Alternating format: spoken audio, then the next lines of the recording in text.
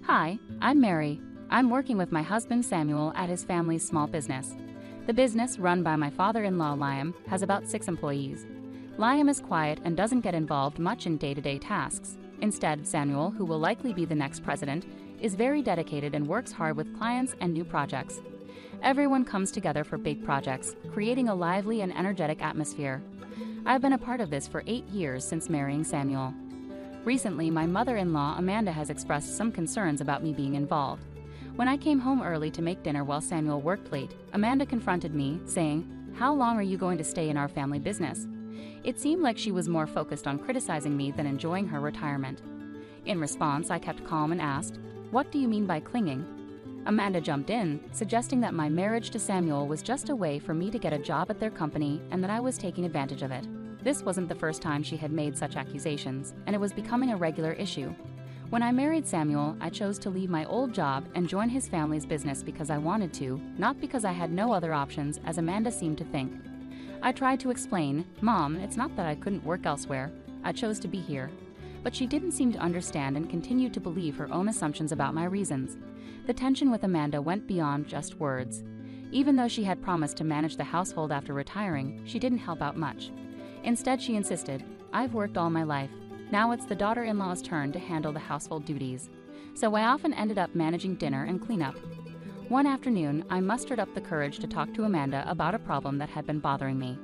"Amanda," I started carefully, "I've noticed that there are often dirty dishes left in the sink. It would really help if you could clean up after yourself." Instead of responding calmly, Amanda reacted angrily. She accused me of overstepping my role as a daughter-in-law and trying to impose rules in her home.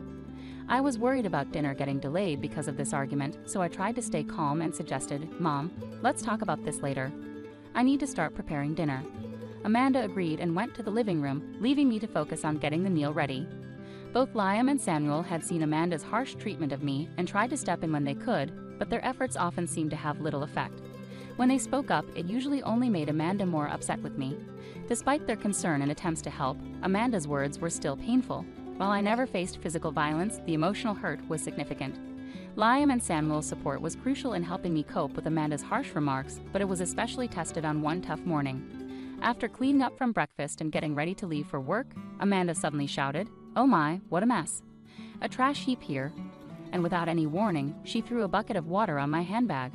I was stunned, feeling a mix of shock and anger. "What are you doing?" I asked, my voice shaking with disbelief. Amanda's response was dismissive and childish. "Oh, was that your stuff?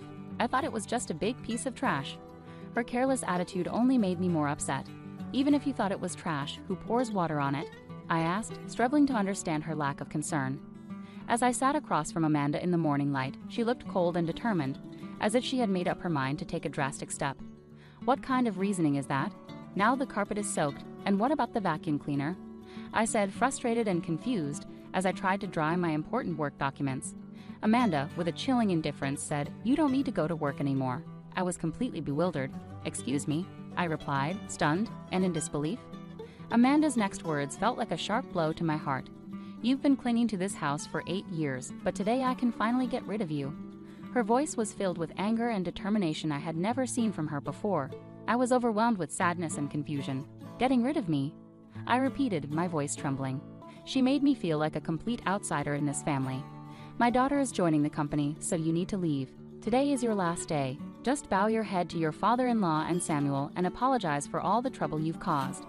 Her mocking laughter only deepened my hurt. She was using my job to force me out. I had dedicated years to this role, building respect and creating memories. I was shocked and heartbroken, struggling to understand how my sacrifices seemed so meaningless to her. "Are you sure about this? Wasn't Emma working in a clothing store in Philadelphia?" I asked, confused and worried. My job was more than just a paycheck. It was important to me. Meanwhile, Emma, my sister-in-law, was apparently tired of city life and wanted to return. She said she was tired of dealing with the cold people in Philadelphia, so I promised her a job when she came back, Amanda said with finality. "She's coming back immediately, and now that she is, I want you out of this house." Her words hit me like a freezing gust of wind. With one sweeping decision, she was appending my life and dismissing my role in the family without any chance for discussion. She handed me an envelope. "I've written your resignation letter," she said, effectively banishing me from our home. In that moment, my heart felt completely shattered. All my years of hard work and dedication seemed to be dismissed as if they were nothing but scraps of paper. Amanda's actions had ripped apart the fabric of our family bond, leaving it deeply scarred. With a heavy heart, I walked the short 5 minutes to the company, a route I had traveled many times before, but never with such a swirl of emotions. Each step under the cool morning sky felt heavy with the weight of the situation. When I arrived at the office, I told my father-in-law, Liam, and my husband, Samuel, about Amanda's harsh decision. They looked shocked and restrained, but they managed to stay calm despite the chaos. They suggested that maybe stepping away for a while could show Amanda the real impact of her demands. This idea sent my heart into even more turmoil. After working so hard for the family business for years, the thought of taking a break longer than the short Thanksgiving or Christmas holidays felt overwhelming and strange. Encouraged by Samuel and Liam's supported advice, "Why don't you spread your wings for a change?" I decided to take a short trip. As I packed, I reflected on my life, the choices I had made, and what the future might hold. Meanwhile, my sister-in-law, Emma, who was supposed to replace me at the company, arrived unexpectedly late at 2 p.m. Her careless attitude left Samuel and Liam frustrated and confused. Despite their attempts to help her understand the business, Emma seemed uninterested. Hearing this made me anxious about the company's future, even as I looked forward to my trip. I left without another word to Amanda and quickly set off. As the train moved, I looked out at the changing scenery, using the time to think about my past and future. The trip gave me a chance to take a break and reflect. While enjoying local seafood specialties, I often thought about my family and the business. On the 5th day of my getaway, my peaceful time was suddenly interrupted by a tearful call from Emma. "What's going on?" Mom said it was an easy job, just sitting in a chair, but Samuel and Dad are acting like I can't do anything right, Emma complained. Her words mirrored what my mother-in-law had probably told her, and I was taken aback. Even though I was enjoying a more relaxed pace during my trip, I knew it was time to help Emma face reality. "So Emma, how good are you with computers?" I asked, sensing her hesitation. "Well, I usually watch videos online and play games too," she replied. Her answer suggested she wasn't very skilled with computers. I asked her if she knew how to use software tools like Word or Excel. Her confused response surprised me, especially since she had worked in the Philadelphia apparel industry, where tasks like tracking sales and managing inventory would have required basic computer skills. "Can you handle calculations for sales or fill out documents?" I asked. She confidently said she could do those tasks. However, when I asked, "Can you calculate the right amount of tax?" her confidence wavered, and she answered uncertainly. This wasn't just about her math skills, but about her ability to apply them in a real business setting. While Emma might have other talents, it was clear that she wasn't sure about the skills needed for the job. Her discomfort with calculations seemed to be a big part of why Liam and Samuel were criticizing her. "It's crucial to confront the motives of my mother-in-law and her supporters who want to push me out," I said. "Since you're taking over my role, I expect you to manage the accounting tasks properly. Remember that email etiquette is important. A casual tone might work with friends, but it's not suitable for business communications. Also, you'll be responsible for scheduling staff shifts. Our team is small, but we take everyone's requests for time off seriously, so make sure not to prioritize your convenience over theirs." I advised her firmly, continuing to outline her responsibilities. I could hear Emma sobbing on the other end of the line. It was a tough conversation, but it was necessary for her to understand the reality and expectations of the role she was stepping into. Emma abruptly ended the call, clearly overwhelmed by the tasks at hand. Over the next 4 days, I took the opportunity to explore Philadelphia, the very place Emma had left. Surprisingly, I found the people there warmer than expected, which was a stark contrast to the cold-hearted nature of my mother-in-law, Amanda, and Emma, who seemed determined to push me out. A week after leaving my job, I returned to my in-laws' house. As soon as I arrived, Amanda confronted me, her face red with fury. "How dare you make my daughter cry? You won't get away with this." Amanda yelled, her eyes filled with anger and confusion. Before she could reach me, Samuel and Liam stepped in, trying to calm her down. Despite their efforts, Amanda's anger showed no signs of easing. Samuel explained calmly but firmly, "Emma is upset because she was scolded for trying to boss around her employees, even though she doesn't know how to do the job properly. It's not Mary's fault. Besides, Mary hasn't been here for a week, so she couldn't have upset Emma."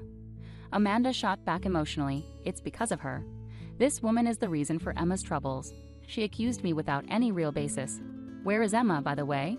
I asked, looking around the room. She was nowhere to be found, adding to the mystery.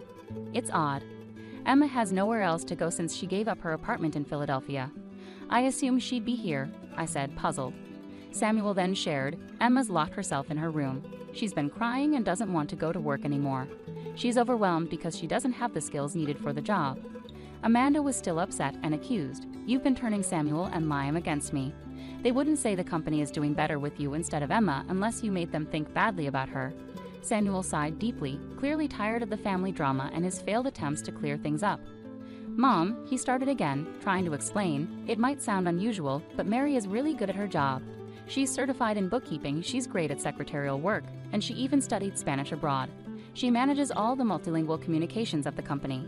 He said this proudly. Amanda looked surprised, obviously not knowing about my qualifications and what I had done.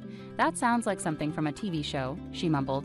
Thinking back, I shared that in college I was so focused on getting various certifications and studying that I barely had time for social activities or romance. It was during this time that I met Samuel when he visited my company for business. I found myself telling the story of how we first met, hoping to clear up misunderstandings and show the reality of our lives.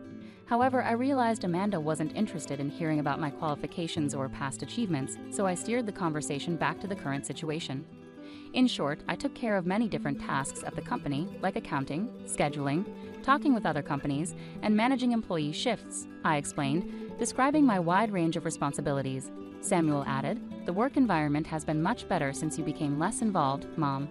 Amanda was visibly surprised by his comment. At that moment, Liam, Samuel's father, chimed in with unexpected news. "We're thinking about closing the company soon. Emma made a big mistake. Instead of preparing some important documents, she decided to answer phone calls because she thought it would be more fun. While we were away, she was rude to an important contact from another company, which could cause serious problems." I was shocked and covered my mouth with my hand. "I can't believe Emma would do something like that," I murmured, feeling disbelief and fear about how her actions could potentially ruin the company. While I was worrying about everything that was happening, the situation took another unexpected turn. When I explained our situation to the president of the other company, he suggested it might be time to think about merging our companies. He was interested in taking over our family business. Liam continued, "This was unexpected but hopeful news. A merger could help stabilize our customer base, which Samuel has been working hard to achieve through his efforts in sales." This news was a relief to Samuel and Liam, but not to Amanda. She suddenly objected, "That's not acceptable. Samuel should become the president. This is our company, isn't it? He shouldn't just be an employee." Amanda exclaimed passionately, unable to accept losing the prestige of owning a company. Her outburst caught Emma's attention, and she came downstairs to see what was going on. Amid the chaos, Liam spoke up with a calm but firm tone, "I am divorcing you. You've not only resisted change and neglected your responsibilities at home and with the family, but I've also found out about your affairs with younger men. I can't support this behavior any longer." This announcement shocked everyone, especially Samuel and me. Liam then took some divorce papers and a photo of Amanda with a young man from a shelf in the living room and placed them on the table. "If you look at these divorce papers now and pack up your things, I won't ask for alimony. Trying to get money from you would be pointless," he said firmly. "How can you say that? Haven't I dedicated myself to this house all these years?" Amanda protested. "Have you done any real housework in the last 8 years? Spending someone else's money on young men doesn't count as devotion to this house," Liam replied, sounding more frustrated than we'd ever heard him. This was the first time we saw this stern side of Liam, who was usually mild-mannered, as he addressed the deep-seated issues in the family. In the middle of all this family drama, seeing Liam, usually so calm and controlled, looking visibly upset was a shock to everyone, especially Emma, who had just walked into the room. She shook slightly, clearly shocked and scared. "Emma, this affects you too," Liam said firmly. "You came back because you couldn't make it on your own in Philadelphia. Now you can't even find a job here, and you act like you're better than everyone else. You've stopped trying to work altogether and seem to be avoiding responsibility. It's time for you to leave this house as well." Emma was stunned, her face showing confusion and denial. "Wait a minute, Dad. Even if Mom has her problems, I'm still your daughter, right?" she protested, desperately trying to hold on to her place in the family. Amanda, feeling hurt by her daughter's words, asked in shock, "Are you betraying me now, Emma?" Her voice was filled with hurt and disbelief. As things got more heated, Liam quickly stepped in to prevent more arguments. "To avoid more trouble, I've arranged for both of you to stay with someone I know until you get back on your feet.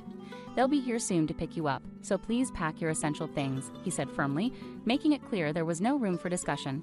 With heavy hearts and no other options, Amanda and Emma packed up their belongings. Soon after, Liam's acquaintance, who managed a factory with living quarters, arrived to take them to their temporary home. Meanwhile, Samuel, Liam, and I used this time to inform our employees about the upcoming merger with a larger company, preparing them for the changes and challenges ahead. During these big changes, I found out I was pregnant. I shared the happy news with the president of the company acquiring ours. He was excited and promised to find a suitable replacement for my position to ensure a smooth transition. With the promise of new opportunities and the excitement of our growing family, Samuel and Liam threw themselves into their work even more, motivated by the bright future that lay ahead. Life has a way of surprising you just when you don't expect it. I'm Ella, and I work as an economist.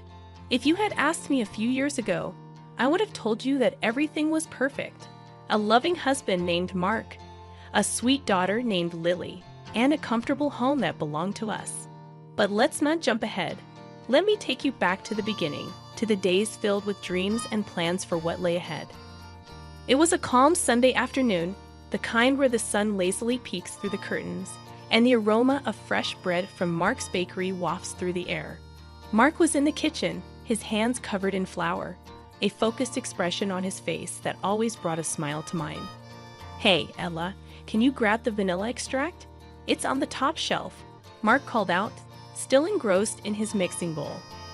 I went to the pantry, reaching for the small bottle. "You could make things easier to reach for me, you know," I teased, handing him the extract. Mark grinned, wiping his hands on his apron. "Where's the fun in that? I like it when you have to stretch," he said. I playfully rolled my eyes. "You're impossible, you know that." "That's why you married me," he quipped, turning back to his dough. Lily, our 6-year-old, lay sprawled on the living room floor, surrounded by her coloring books. She hummed a tune, completely absorbed in her artwork. "Mommy, look." "I'm drawing a picture of our family," she exclaimed, waving me over. "That's fantastic, Lily." Turning to the bakery, I asked Mark, "Have you thought about our conversation on expanding?" My tone was a bit unsure. Mark's expression shifted, a frown appearing on his forehead. "Ella, we've discussed this. The bakery is doing well as it is. Why complicate things? But we could achieve so much more for Lily's future and maybe even get that dream house," I persisted. Mark sighed, running a hand through his hair. "I don't know, Ella. I like the bakery the way it is, small, manageable. I don't want the hassle of a larger place." I felt a hint of frustration but chose not to push it. Okay. I just think we should aim higher, that's all." Mark shrugged, a touch of irritation in his voice. "Maybe. Let's just enjoy today, okay? No more talk about expanding." I nodded, not wanting to spoil the day. "Sure, Mark. Let's savor our Sunday." As the day came to an end, a sense of unease lingered. Mark and I had always been a team, dreaming and planning together. But lately, it felt like we were on different pages, especially concerning ambition and our future. As days passed and turned into weeks, the light-hearted banter between Mark and me lost its spark. The bakery, once a symbol of our shared dreams, became a stagnant reminder of what could have been. I was focused on climbing the corporate ladder, while Mark seemed content with the status quo. The first signs of trouble emerged. One evening, I returned home from a taxing day at work, my mind filled with numbers and projections. Mark lounged in the living room, scrolling through his phone. The bakery had closed early, and he hadn't bothered to pick up Lily from school. My mother had stepped in, as she often did these days. "Mark, you were supposed to pick up Lily today." "I had a meeting, and I couldn't make it," I said, trying to keep my voice steady. Mark didn't look up. "Oh, was that today? I forgot. Sorry." "Forgot, Mark. This is becoming a habit. You need to step up," I expressed, frustration seeping into my tone. Mark finally looked up, annoyance flashing in his eyes. I said, "I'm sorry, Ella." "What more do you want? I'm not the only parent here that's strong." Taking a deep breath, I tried to control my temper. "It's not just about picking up Lily, Mark. It's about us, about our future. Don't you think we should be doing more for her, for us?" Mark shrugged, an indifferent expression on his face. "We're doing fine, Ella. Why are you always pushing for more? Can't you just be happy with what we have?" Sitting down, I felt a mix of anger and sadness. "I am happy, Mark, but I also want more for our daughter, for our family. Is that so wrong?" Mark abruptly stood up, the chair scraping against the floor. "You know what, Ella? I'm tired of this. Every day, the same lecture about wanting more.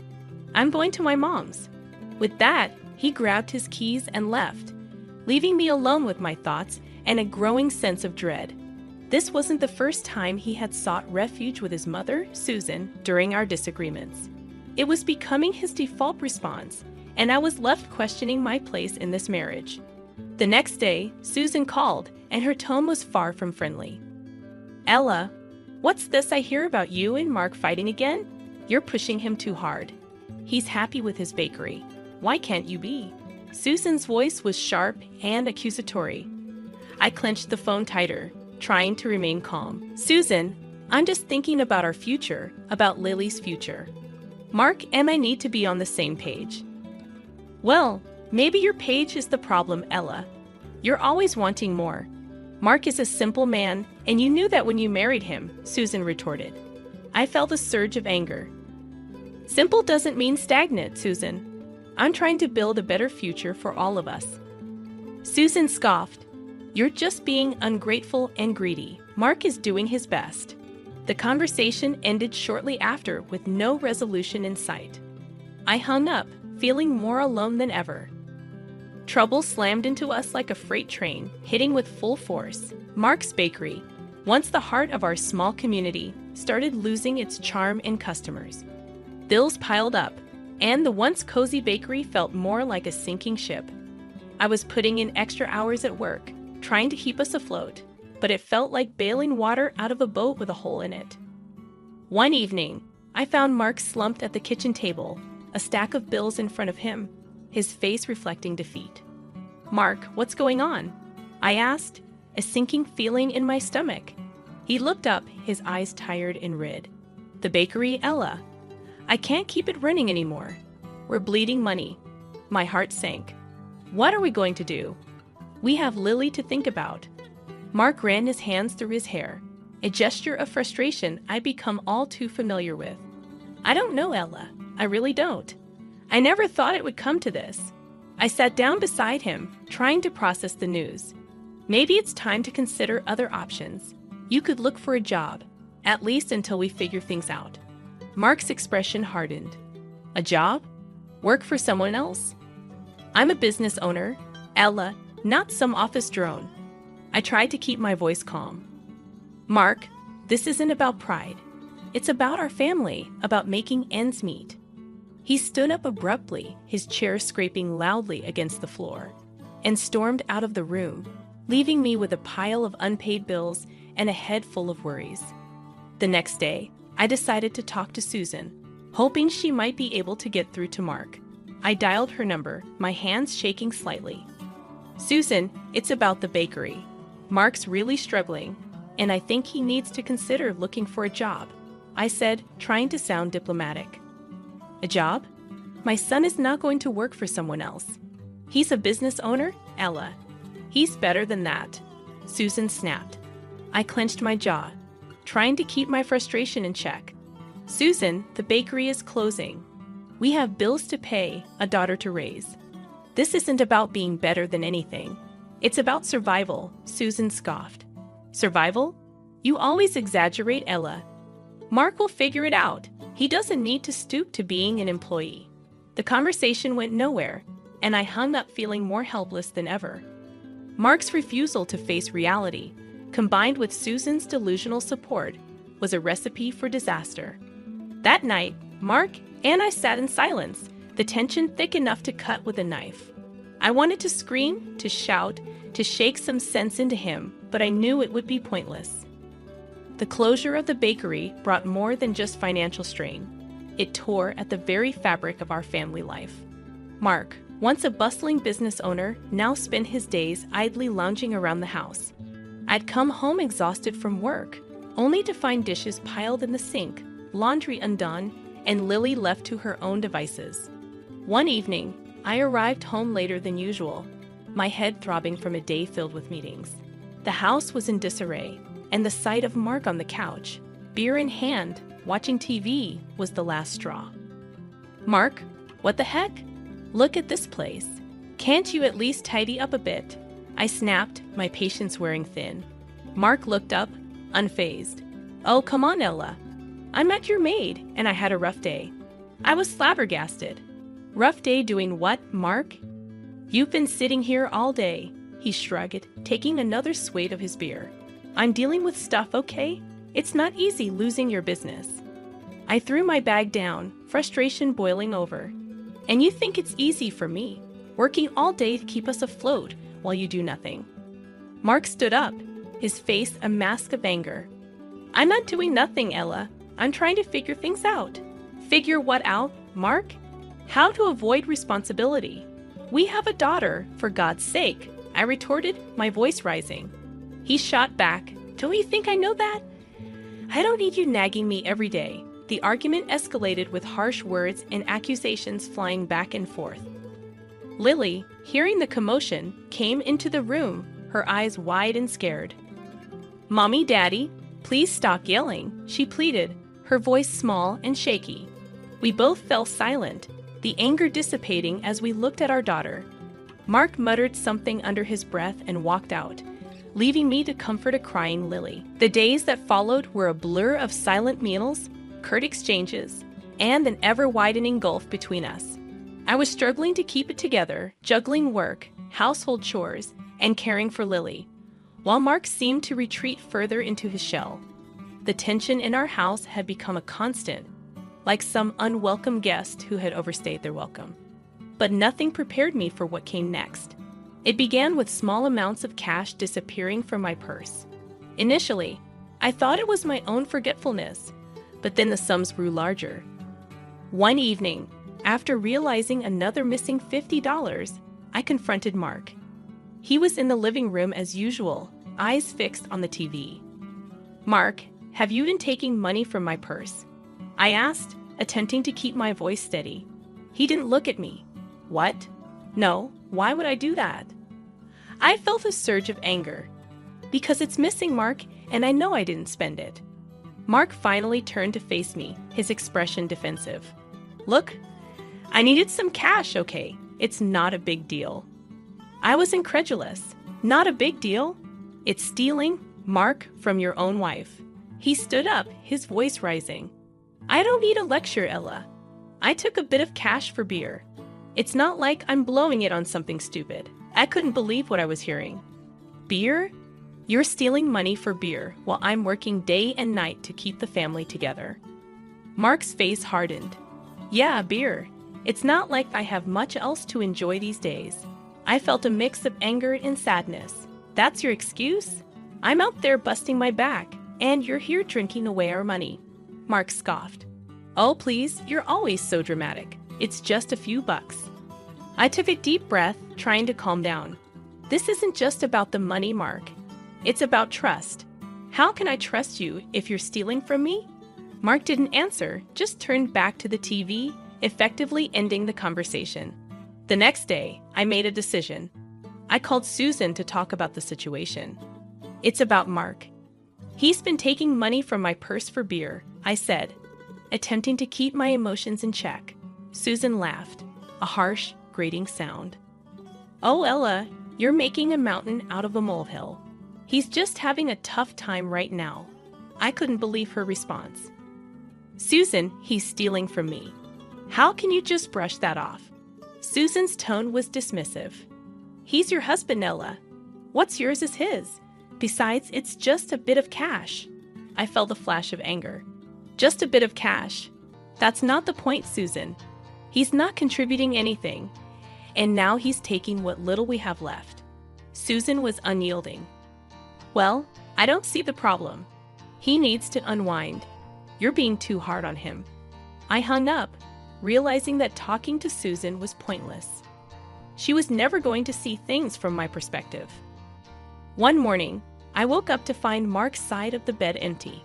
That wasn't unusual these days. But as hours turned into a full day without a word from him, worry started to set in.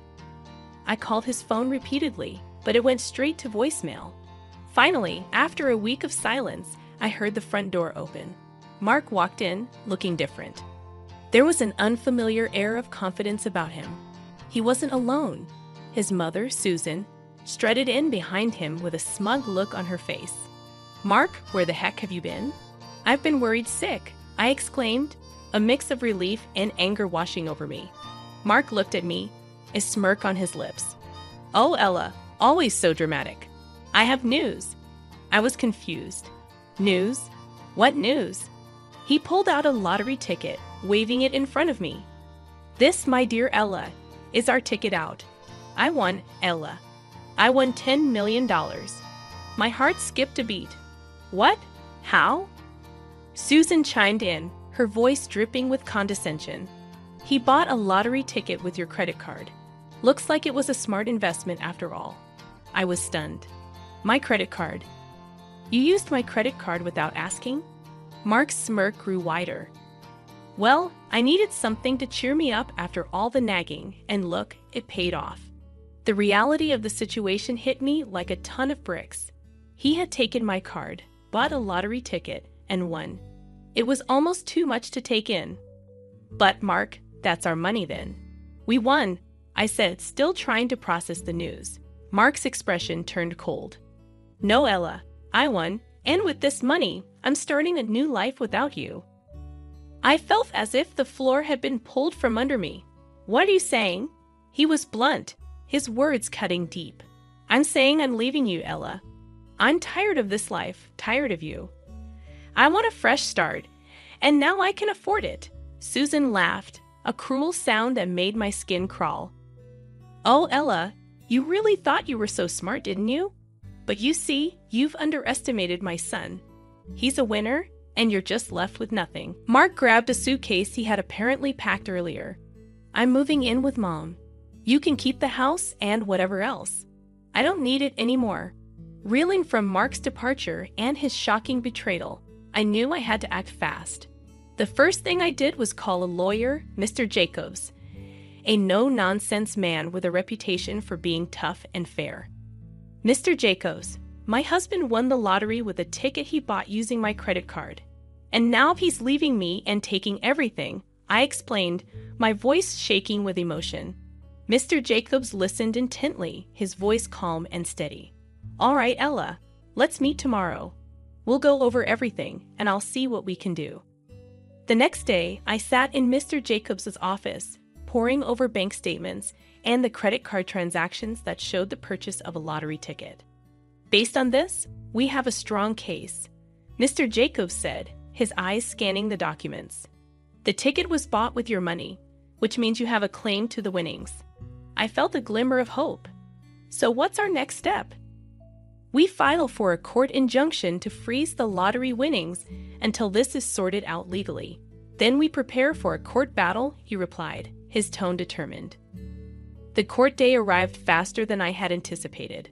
Mark and Susan were there, smug looks on their faces as if they had already won.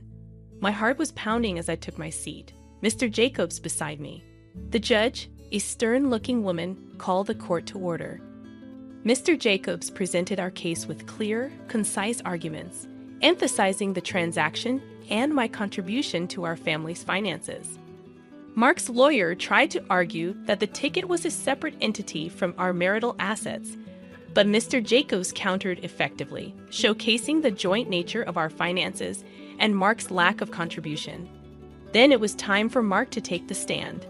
His lawyer asked, Mr. Johnson, did you use your wife's credit card to purchase the lottery ticket? Mark replied with a hint of arrogance in his voice. Yes, but it was just a stroke of luck. It has nothing to do with her. And what were your intentions with the winnings? His lawyer continued. Mark glanced at me before answering, to start a new life. I was tired of being underappreciated and belittled. I felt a surge of anger, but remained silent. It was my turn to testify. Mr. Jacobs asked me, Mrs. Johnson, can you tell the court about your financial contributions to your household? I took a deep breath. I've been the primary breadwinner for the past few years. I paid the bills, took care of our daughter, and even supported Mark's mother financially. The judge listened intently, occasionally jotting down notes. After both sides presented their cases, she called for a recess before making her decision. The burden was excruciating. When summoned back in, the judge scrutinized both of us before announcing her decision. Considering the evidence and the circumstances, I rule that the lottery winnings are a joint marital asset. Therefore, I award 3/4 of the winnings to Mrs. Johnson and 1/4 to Mr. Johnson. Mark's face displayed shock, and Susan's smugness vanished. I released a breath I hadn't realized I'd been holding. It was more than a legal triumph. It was justice. Life post-courtroom drama felt like stepping onto a new path, one brimming with possibilities and fresh challenges. My focus was on Lily, and with the hard-fought winnings, we secured a stable future. Meanwhile, rumors circulated that Mark and Susan had squandered their share on frivolous pursuits and were now left with nothing. One day, while running errands, I crossed paths with Mark. He was a mere shadow of his former self, unkempt, disheveled clothes, and an aura of defeat surrounding him. "Ella, look at what you've done to me. I'm broke and dead, and they're taking the house," he blurted out, his voice tinged with desperation. I looked at him, feeling no sympathy. "Mark, you did this to yourself. You and your mother couldn't handle the money, and now you're paying the price." He scowled, bitterness seeping through his words. "So you're just going to gloat, see me suffer?" I shook my head, my resolve unwavering. "I'm not gloating, Mark. I'm just living my life. You made your choices, and I made mine." He attempted to interject, but I cut him off. "You know, Mark, you and your mother never forgave me for claiming what was rightfully mine. You spend your share without a thought for the future. That's on you." Mark's face contorted with anger, but there was a hint of regret in his eyes. "You could have shared more. You could have." I interrupted him. "I could have what, Mark? Rescued you after you betrayed me? After you and your mother ridiculed me? No, I've moved on." He stood there defeated as I walked away. In that moment, I realized how far I had come. I had faced betrayal and heartache, but I hadn't let it break me. Instead, I built a better life for Lily and me, a life founded on hard work and prudent choices. Alex's sharp command pierced the noisy kitchen as he ordered, "Alara, get me some tea now." Pausing with soapy hands, I replied, "Hold on, I'm doing the dishes." His impatient tone interrupted. "Stop that and bring me the tea quickly. Can't you follow simple orders?" Mrs. Whitmore, my mother-in-law, chimed in from the living room, requesting sweet coffee while devouring cake with a malicious glint in her eyes. Looking at the towering stack of dishes, I sighed. "There are so many. Leave them for later. Just do what we say, useless wife." Alex's words were like a whip, each one stinging. At 28, I was a Lara, a working mom feeling trapped in a life more like a prison than a home. Married at 23, I had hoped for love and companionship, but found myself entangled with Alex and his domineering mother. My only source of joy, our 4-year-old son, was a bright spot in my otherwise bleak world. Living in Alex's parents' house was a decision forced upon me under the guise of caring for Mrs. Whitmore after my father-in-law's passing. At first, I felt sorry for her apparent grief, but it soon became evident that I was just a pawn in her cruel game of domestic control. Whether it was cooking, cleaning, or working, my efforts were never enough. Mrs. Whitmore would scorn my meals, leaving them untouched or harshly criticizing them. "The stir-fry is so half-hearted," she'd scoff. "Cook it properly from scratch." "I'm busy and can only make simple things," I'd reply, trying to keep my composure. "That's why I hate back talk from a daughter-in-law," she'd snap. "Cook from scratch. Why don't you cook then? You're a good cook, right?" I dared to retort once, instantly regretting it. "Why would I do housework when you're here?" Her response was cold and dismissive. "Are you out of your mind?" Their cruelty escalated from harsh words to a chilling silence. They began to completely ignore me, as if I were a ghost haunting my own home. My presence, once undervalued, now felt entirely invisible. 5 years passed in this suffocating atmosphere. Alex and I turned 35 and 33, respectively. Our son grew, but the oppressive air in the house remained unchanged. My 63-year-old mother-in-law seemed to feed off my unhappiness. One evening, As I dragged myself home from work, a heavy realization hit me. I felt utterly purposeless in their eyes, a shadow, unseen and unheard.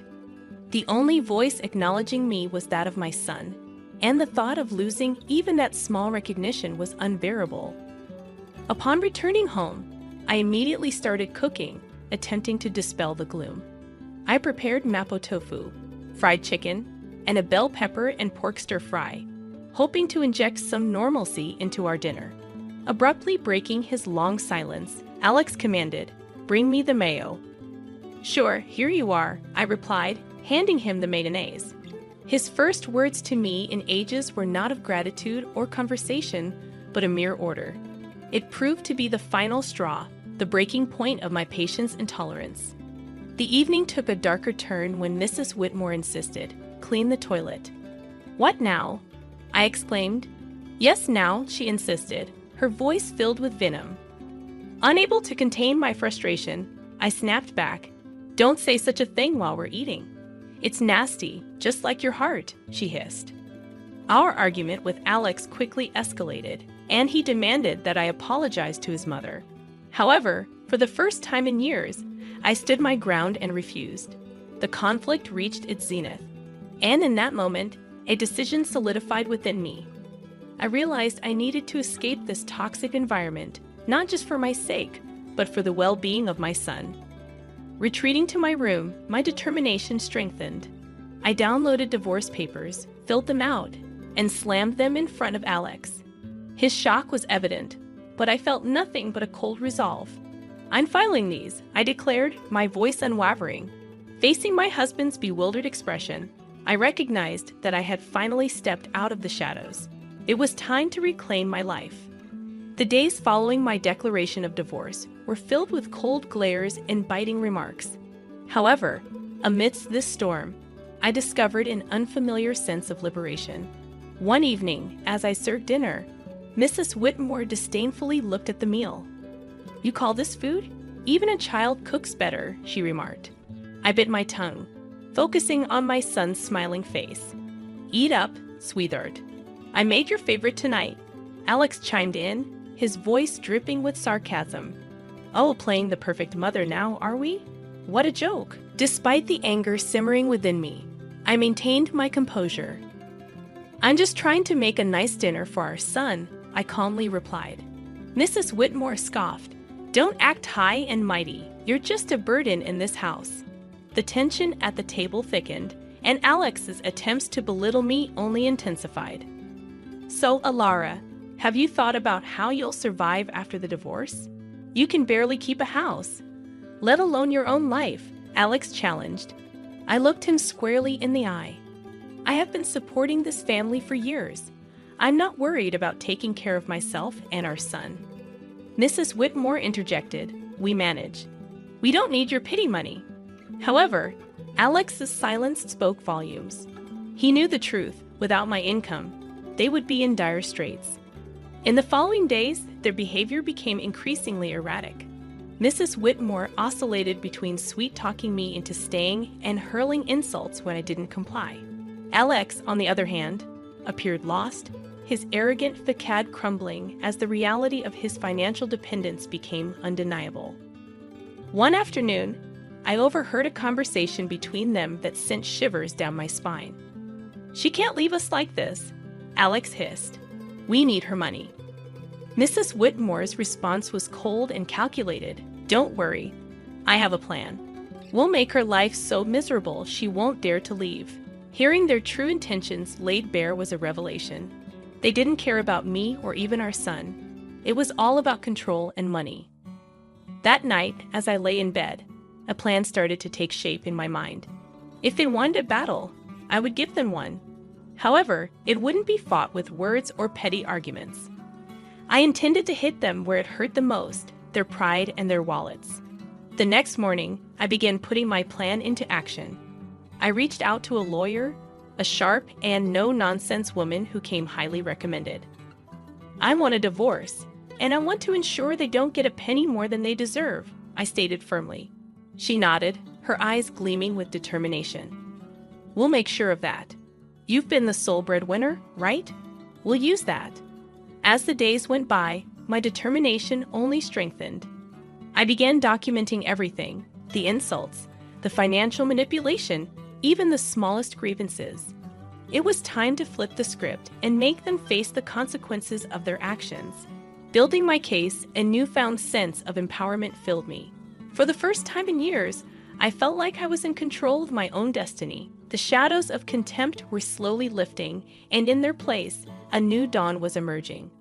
As the divorce proceedings kicked off, the atmosphere in the house became increasingly toxic. Yet with each passing day, my fear diminished, replaced by unwavering resolve. One evening, Mrs. Whitmore attempted a different approach. "Alara, dear, why don't we forget all this nasty business? You know we're family." Her words oozed insincerity. I met her gaze without flinching. "Family doesn't treat each other the way you've treated me," I responded. Alex, quietly observing, scoffed. "Oh, playing the victim now? You're not as innocent as you pretend to be." Despite a surge of anger, I kept my voice calm. "I'm not playing anything, Alex. I'm just no longer willing to be your scapegoat." The conversation shifted, as it often did, to finances. "You think you can just take our son and leave? How will you support him?" Alex challenged. I smiled, a small, confident curve of my lips. "I've been supporting this family for years. I think I can manage." Mrs. Whitmore's expression twisted into a sneer. "You're nothing without us. You'll come crawling back." But their words no longer held power over me. I grasped my self-worth and embraced the truth. The following day, I met with my lawyer once more. She outlined the strategy clearly: expose their financial dependency on you. It will be pivotal in the custody battle and asset division. I nodded, feeling a sense of validation. The law was on my side, and I was prepared to fight back. At home, the tension reached its zenith. Mrs. Whitmore's attempts to undermine me grew more desperate. "You think you're so smart," she spat one evening, "but you're just a cold-hearted woman abandoning your family." Meeting her gaze directly, I replied, "No, I'm a woman who's finally standing up for herself." Alex interjected, his voice dripping with venom. "You'll regret this. You can't survive without me." However, his threats fell on deaf ears. I was done being intimidated. In the following days, my preparations for the court battle intensified. I gathered financial statements, recorded their abusive remarks, and collected evidence of their negligence. One afternoon, as I organized my documents, my son approached me. "Mom, are we going to be okay?" His voice was small and uncertain. I pulled him into a hug. "Yes, sweetheart, we're going to be just fine. We're leaving this place, and we're going to start a new, happy life, just you and me." His arms tightened around me, and in that moment, I knew I was making the right decision. In the following days, my preparations for the court battle intensified. I gathered financial statements, recorded their abusive remarks, and collected evidence of their negligence. One afternoon, as I organized my documents, my son approached me. "Mom, are we going to be okay?" His voice was small and uncertain. I pulled him into a hug. "Yes, sweetheart, we're going to be just fine. We're leaving this place, and we're going to start a new, happy life, just you and me." His arms tightened around me, and in that moment, I knew I was making the right decision. The day of the court hearing drew near, carrying with it a sense of imminent freedom. I was prepared to confront Alex and Mrs. Whitmore, determined to put an end to their control and emotional abuse. Ready to reclaim my life, I aimed to provide my son with the peace and happiness he deserved. Justice awaited, and I was resolute in ensuring it would be served. The day of the court hearing arrived, a moment I had both dreaded and anticipated. As I sat across from Alex and Mrs. Whitmore in the courtroom, a surreal feeling washed over me. This was the pivotal moment when everything would change. The proceedings commenced with a chilly formality. Alex's lawyer painted him as a devoted husband and father unjustly burdened by false accusations. Mrs. Whitmore played the role of the grieving mother-in-law mistreated by an ungrateful daughter-in-law. However, their performance was transparent, their lies fragile. When it was my turn to speak, I addressed the court clearly, my voice unwavering. I have been the sole provider for this family for years. My husband's employment and his mother's manipulation have consistently strained our household. Alex interjected, feigning hurt in his voice. Alara, how can you say these things? I've always supported you. Turning to him, I maintained an unyielding gaze. Support entails more than just words, Alex. It's about actions, and your actions have shown nothing but selfishness and cruelty. The judge attentively listened as I presented my evidence, financial statements, recordings of their verbal abuse, and testimonies from neighbors who had witnessed their behavior. The undeniable truth unfolded. As the evidence piled up, Alex's facade crumbled, and Mrs. Whitmore's composed demeanor faltered, revealing a slipping mask of innocence. The courtroom fell into a heavy silence, tension thick in the air. Then came the revelation that sealed their fate. My lawyer presented photographs and documents providing evidence of Alex's infidelity and Mrs. Whitmore's clandestine affair with a wealthy neighbor, Mr. Harwood. Murmurs erupted in the courtroom as compromising images were displayed, exposing their deceit. Their true colors were revealed for all to witness. Alex's face turned pale, his eyes wide with shock. Mrs. Whitmore's expression morphed into one of fury, her hands trembling. You invaded our privacy. Mrs. Whitmore shrieked, her voice piercing. I looked at her, my voice calm but resolute. No, I exposed the truth. A truth that you both have concealed for too long. The judge called for order, but the damage was irreparable. Their credibility shattered, their lies laid bare in the harsh light of the courtroom. As the hearing concluded, the judge's decision was crystal clear. I was granted full custody of our son, and a fair distribution of assets was mandated. Alex and Mrs. Whitmore were left with little more than their shattered reputations. Stepping out of the courtroom, I felt a burden lift from my shoulders. The years of manipulation and emotional abuse were finally behind me. I had confronted my oppressors and emerged triumphant. Yet the most gratifying moment arrived when my son rushed into my arms outside the courthouse, his face beaming with relief and happiness. We did it, Mom, he exclaimed, his voice resonating with joy. Yes, we did, I replied, holding him close. We're free now. This marks the beginning for us. As we walked away hand in hand, I recognized that this triumph wasn't just for me. It was a victory for every individual who had ever felt belittled, powerless, or undeserving. It stood for truth and justice.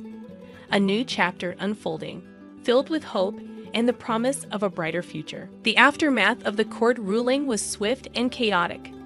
News of Alex and Mrs. Whitmore's deceit swiftly circulated, staining their reputations in our tight-knit community. They could no longer shield themselves behind a facade of respectability. In the days following the verdict, I dedicated my efforts to rebuilding my life with my son. Yet, I couldn't deny the satisfaction that came from knowing Alex and Mrs. Whitmore were facing the consequences of their actions. One evening, as I was preparing dinner, an unexpected visitor arrived. Mrs. Harwood, the wife of the wealthy neighbor involved in the affair. Her eyes were red with unshed tears. Alara, I heard about everything. I can't believe what Sylvia, Mrs. Whitmore, did. Her voice broke, and I could see the pain etched on her face. I invited her in, offering a cup of tea. As we sat at the kitchen table, she poured out her heartache. Mrs. Whitmore's actions had caused more damage than she had ever anticipated. The next day, I encountered Alex in town. He was a mere shadow of his former self, his arrogance replaced by a defeated look. Alara, please, can we talk? He asked, his voice barely audible. I stopped, facing him. What is there to talk about, Alex? Fidgeting, he couldn't meet my eyes. I am sorry for everything. I didn't realize how much I depended on you, on your strength. Though belated, his apology signaled a shift in power. He had lost everything, his dignity, his home, his family, and in that loss, he had finally acknowledged his own faults. However, it was Mrs. Whitmore who bore the brunt of the severe repercussions. Her involvement with Mr. Harwood not only tarnished her reputation, but also led to legal ramifications. Mrs. Harwood initiated divorce proceedings and pursued a lawsuit against her for alienation of affection. Through whispers and rumors from neighbors, I learned about Mrs. Whitmore's plight, a narrative depicting a woman undone by her own choices. She had become an outcast, rejected by those she had once considered friends. One afternoon, I spotted her at the grocery store, her eyes lowered as she hurried through the aisles. Our paths intersected, and for a moment, our eyes locked. The unmistakable look of resentment and defeat lingered in her gaze. "You did this to me," she hissed under her breath as she passed by. Observing her departure, I felt a blend of pity and vindication. "No, Sylvia, you did this to yourself," I whispered to myself. The wheels of justice had turned, and the repercussions of their actions were now inescapable. Alex and Mrs. Whitmore grappled with the life they had constructed through years of deceit and manipulation.